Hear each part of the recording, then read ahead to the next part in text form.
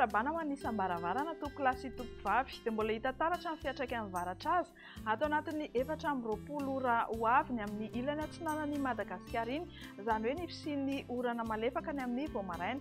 Ny oram-baratra moa dia mitohy hatrany amin'ny ilany andrefana sy ny aty amin'ny faritra atsimo.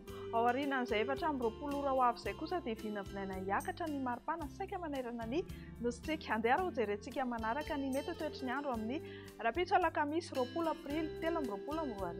Ho amin'ny maraina dia anorana any amin'ny faritra avaratra atsinanana Madagasikara iny, izany hoe any Antalana, Alanjorofo sy Atsinanana.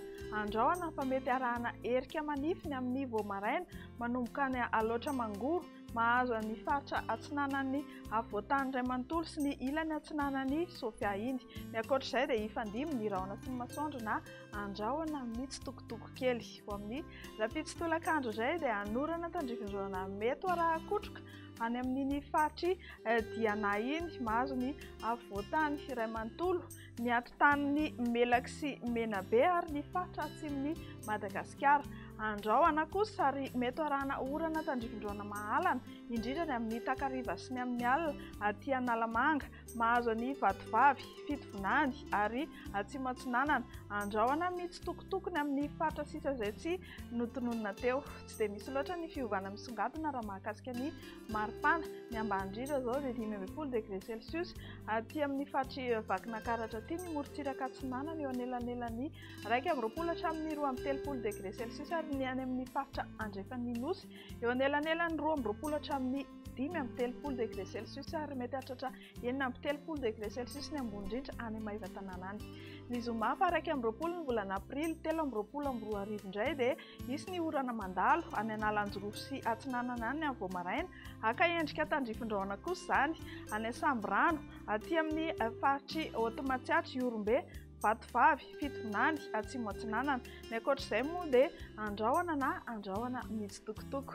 Misy fiakarany ny maripana ho amin'ny izay andron'ny zoma izay saika manerana ny nositsika manodidina ny 20 hatramin'ny 13 degré Celsius izany aty amin'ny morontsiraka atsinanana aty ary ny any amin'ny morontsiraka andrefana any dia eo anelanelan'ny 20 hatramin'ny 19 degré Celsius. Ny sabotsy fa 20 ny volana aprily 2024 dia misongadina ny fisiana andian-javona na ny zavotany voamaraina aty amin'ny faritry ny Avoatany.